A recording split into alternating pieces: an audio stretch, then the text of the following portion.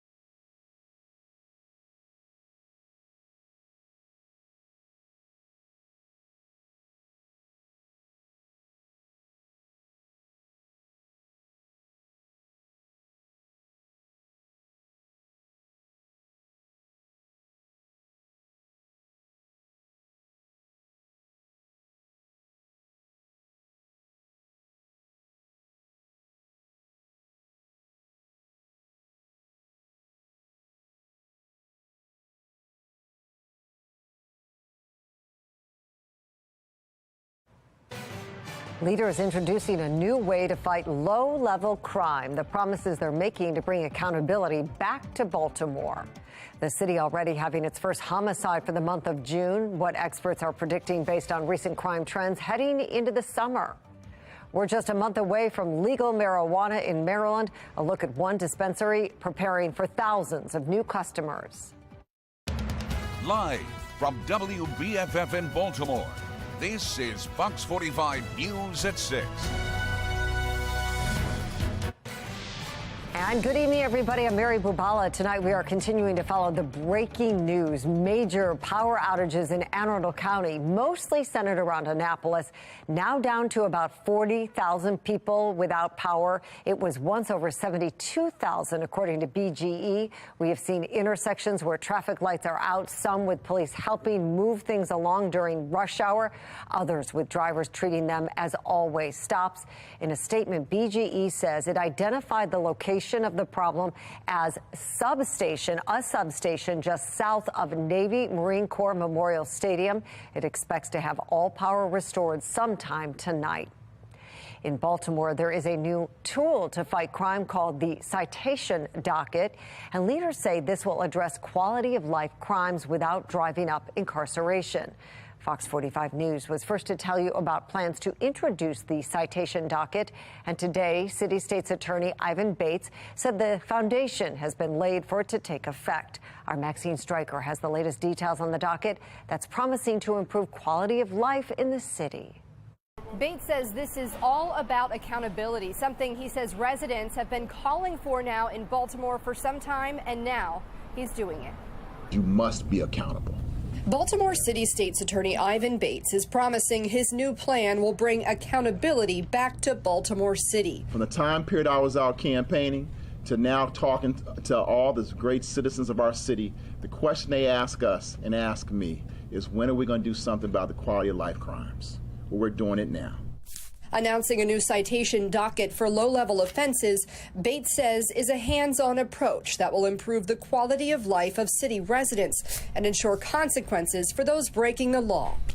For adults 18 years and older, citations will cover a multitude of offenses, including several dirt bike charges, disorderly intoxication, loitering, aggressive panhandling, hacking, trespassing, CDS possession, and possession with intent to distribute marijuana, to name a few. A citation will lead to an initial court date, and when arraigned, those eligible will be offered the opportunity to complete community service and receive wraparound services like drug and mental health treatment. If they don't accept, the state will proceed with the case as normal. This is a small part of the bigger change that is happening in Baltimore. It's a stark contrast from Bates' predecessor, Marilyn Mosby, who stopped prosecuting crimes she considered low-level in March of 2021. We asked Bates if her past policies are making his new plan difficult to roll out. That's things we did think about. At the end of the day, the citizens have demanded that we do something, and, individuals have to make a decision.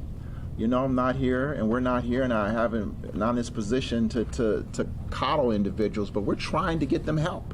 If they don't want help, they will be prosecuted. Baltimore Police Commissioner Michael Harrison says the plan is not about mass incarceration or aggressive policing, but admits low-level crimes have been a problem. We get complaints all the time from members who live in this city from every neighborhood. And now his officers are being trained and prepared once again to do something they haven't done in a number of years, which he says has been a source of frustration for them. Well, you hear officers complain because they get those complaints from the citizens. And officers are constantly meeting with members of the community who tell them they expect certain things to be done. They don't want to see certain things in their communities. And it has been a challenge to, number one, keep our officers both inspired and motivated to do the job, in spite of the fact that we had a policy change that we just had to make. Now we are in a position to do something different. The citations will begin being issued on June 12th. The first docket is scheduled for July 17th. In Baltimore, Maxine Stryker, Fox 45 News. Well, in an exclusive interview, the deputy chief of the Juvenile Division in Baltimore's top prosecutor's office is speaking out about the growing youth crime trend. Pamela Chung spoke with Fox 45's Mackenzie Frost about the impact of the new Juvenile Restoration Act. The law implements blanket policies, which Chung says make it harder for prosecutors to hold kids accountable for their actions. What do lawmakers need to do? Quite frankly, to be honest with you, we need to get rid of the Juvenile Justice Reform Act. It really has hindered us in the way we prosecute cases. It's hindered us in the way that we can make our recommendations to the courts. Really, it's kind of an uphill battle for us because we are fighting our way, trying to ensure public safety, but when the rehabilitative part and the accountability part aren't being met, then public safety is at risk. Mackenzie will have the full story tonight at 10, including Chung's concerns about the services being offered within DJS right now. And we're following some breaking news from overnight. A 28-year-old man was shot and killed in northeast Baltimore. That marks the city's first homicide for the month of June. Last June was the deadliest month in Baltimore since 2015. Fox 45's Alexa Ashwell taking a look at the crime trends as we head into the warmer months. Just 1 hour into the month of June, and the city sees its first homicide. The month of June holding a grim title, June 2022, the city's most murderous month since 2015. Memorial Day weekend marks the start of summer. It's also a time when experts warn crime historically increases, with the violence often bleeding into June. That can start a cycle of retaliatory violence. The weather is typically warmer, school is out. People start their summertime activities, and we know that warm weather months in Baltimore and again in some other cities as well, summertime tends to mark the increase of violence. That's exactly what happened here in Baltimore last June.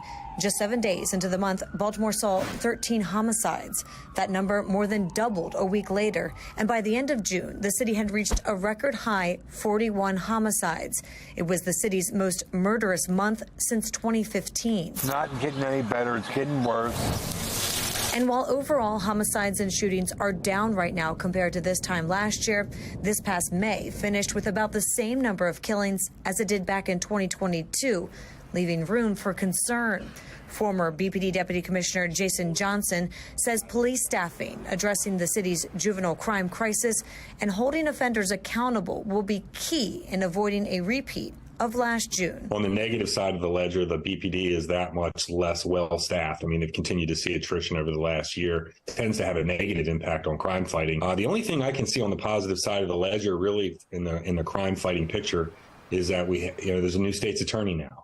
And he seems committed to actually holding violent offenders accountable. And I think over the long haul, there's going to be some real positive returns to that. In the short run, though, I think that maybe some elected officials have been premature in spiking the football, as it were, and claiming that there are significant reductions in crime when really, objectively, that's not the case. Back to this most recent homicide in northeast Baltimore. Police have not yet released a motive or any suspect information. The victim has not yet been identified. Reporting outside police headquarters, Alexa Ashwell, Fox 45 News. Happening around the state, we are officially 1 month away from recreational marijuana becoming legal in Maryland. Fox 45 News today getting a tour of Remedy, Maryland. It's a dispensary in Columbia that the owner says sees about $1 million in revenue each month. Right now, they're preparing for an influx of new customers headed to their store for recreational sales in July. The owner estimates they could see between 1,000 to 3,000 people per day. He says the decision by state lawmakers to have a 9% sales tax on recreational cannabis was a smart one. If our goal is truly to end the black market, then the answer is to have a cheap sales tax, because the black market has no sales tax. The owner also telling us he expects Maryland to become a cannabis destination. Well, Hartford County Public Schools filing a lawsuit against major social media companies for their role in the youth mental health crisis. The district suing Meta, Google, ByteDance, and Snap, alleging that their, quote, addictive platforms are affecting their students' population's mental health. They say it's creating a burden for the district to provide adequate mental health resources. They are asking for these companies to make changes to their platforms and to be held accountable for the high costs associated with mental health resources for students. And trending now, Baltimore County Police releasing a PSA aimed at students to stop playing a viral social media game. The game is called Assassin, which is a popular end of the school year game with high school seniors. Players use a water gun to squirt, attack, and eliminate other players. Police say the issue, though, is that the water guns used to play the game look like real firearms. They say nationwide, police stations are receiving reports of high school students carrying weapons. But when they respond, they find out it is just a water gun. Baltimore leaders and community members today unveiling the city's first ever Peace Mobile. It is part of the mayor's Office of Neighborhood Safety and Engagement, or MONSE. The group says the new bus will be deployed to communities in need of resources following traumatic events. It is set to house features to help facilitate healing and promote the well-being of city residents. We know that every shooting or every violent incident leaves behind a web of trauma or our communities and our communities as a whole. Baltimore's Peace Mobile is unique in that it's meant to serve as a symbol of hope. A place where, regardless of your need, you'll be connected to services, a place where healing can begin after a traumatic event. What a better way to kick off Gun Violence Awareness Month than this. Some of the resources that will be available inside the bus include TVs, a PlayStation 5, and a professional soundproof recording space. Well, happy Pride Month. Governor Wes Moore making it official in Maryland, declaring June LGBTQIA+ Pride Month. He says his administration will continue to advocate for inclusive policies. First in Howard County, as County Executive Calvin Ball called for pride flags to be raised in front of the government building for the very first time. And a beautiful collage from the University of Maryland using colorful shots from around campus to put together a pride flag. Well, the trip heard around the world. The president is just fine, as the White House shares what caused him to tumble during the Air Force Academy graduation ceremony today. I'm Atrell Nashar outside of Costco in Arlington, Virginia, with a look at how shoppers are finding new ways to avoid the burn of high prices this summer. And just in time for the start of tropical season 2023, we have our first system over the Gulf of Mexico of the tropical season. Could become our lean over the next several days. I'm going to let you know what impacts we could have around here, if any, and when showers and storms are going to be in our forecast, in my Weather Authority forecast.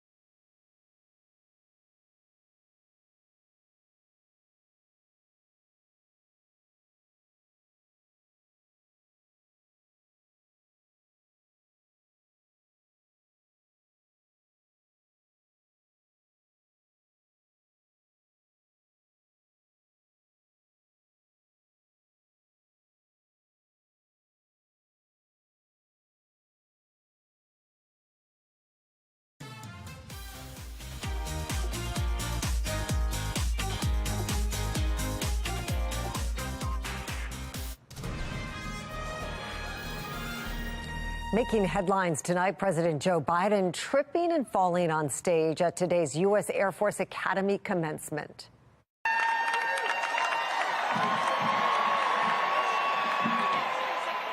Well, that stumble happening just after the president finished handing out diplomas to the Air Force graduating class. His communications director tweeting that President Biden tripped over a sandbag that was right there on the stage. He was fine afterward, walking without any help to his seat in the stands.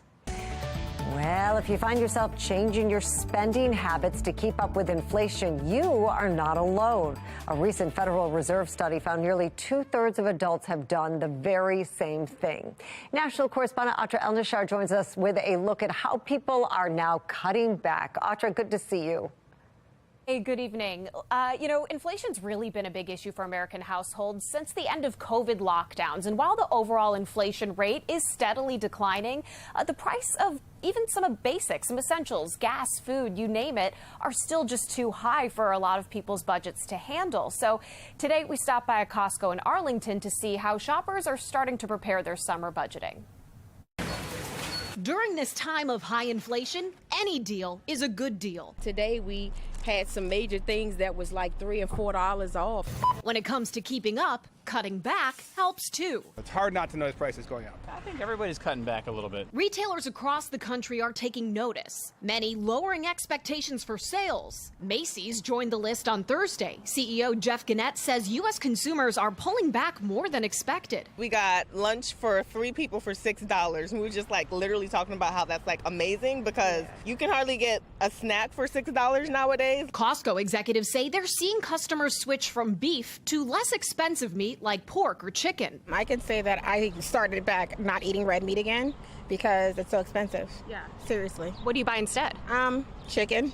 Chicken. The birds, I say. I get the chicken and turkey. That's pretty much the options. Vegan options, yeah. Mushrooms. CFO Richard Galanti recently told investors during an earnings call that's something they typically see during recessions. Customers also moving away from brand names and toward Costco's Kirkland products. Today I was going to buy a certain kind of French wine. I thought I'll buy the Costco version that's half price. According to the Federal Reserve's latest survey of economic well-being of U.S. households conducted last year and released in May, 73% of adults were doing at least okay financially. That's down 5 points from 2021 and among the lowest levels since 2016. And despite a strong labor market and wage gains, inflation has negatively impacted most households. Would you say over the last year your spending has gone up or your income has gone up? Spending. Definitely spending. Retailers worried about a recession or recession-like behavior from customers. But after a roller coaster 3 years for the economy, some shoppers are getting used to rolling with the punches. My attitude has always been you can't predict this stuff, so just go ahead and live your life, and when it happens, then you got to cut back. Just got to cut back. And look, as consumer spending on goods really continues to dwindle, it's the labor market that once again is proving to be the lifeblood, the lifeline of the U.S. economy. And we'll get an update on how it's faring tomorrow with the release of the May jobs report. And Asha, you did get a preview from ADP's payroll report today. What did that show? Yeah, this takes a look at private payrolls, and it absolutely blew expectations out of the water. So a good omen ahead of tomorrow. ADP reports that private payrolls increased by more than 250,000 just last month. That beat Dow Jones expectations by more than 100,000. And I don't know how it could really get better than April's unemployment rate, which was at one of the lowest rates since the 60s at 3.4%. But you sort of get into that territory where unemployment that's too low, while awesome for workers, can contribute to inflation. Some mixed news there. All right, Atra El-Nashar, thank you so much for reporting live for us from D.C. tonight. Thanks. Well, this just in, 13 Baltimore City schools without air conditioning will dismiss early tomorrow due to forecasted high temperatures. A list of those schools and the updated dismissal times is available right now at foxbaltimore.com.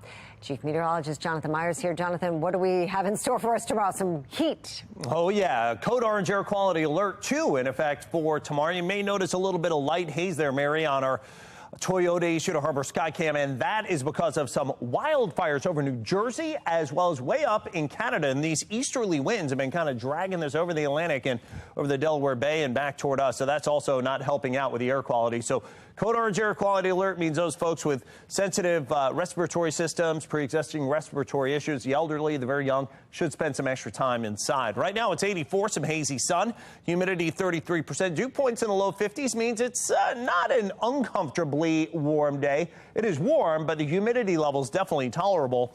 84 in Baltimore right now, good, maybe a beach or pool evening if you want to do that. 86 at Cockeysville, 88. Warming up at Westminster, 90. Yep, you made it there at Frederick, and temperatures a little bit cooler with that easterly wind flow as it's been the past couple of days down near the water, as well as all the way down towards Salisbury. You get farther inland, that's where the heat's been. Temperatures up near 90 degrees this afternoon, and those winds will gradually start switching to more of a westerly direction, which is going to bring the heat in for us as well. Notice the next weather maker right up there around Montreal. There are some showers. Then there's also clouds and rain that's down to our south, kind of co-located with some tropical moisture that's all the way down toward Florida. There's, in fact, our latest tropical depression that's down there. It is the first day of hurricane season 2023.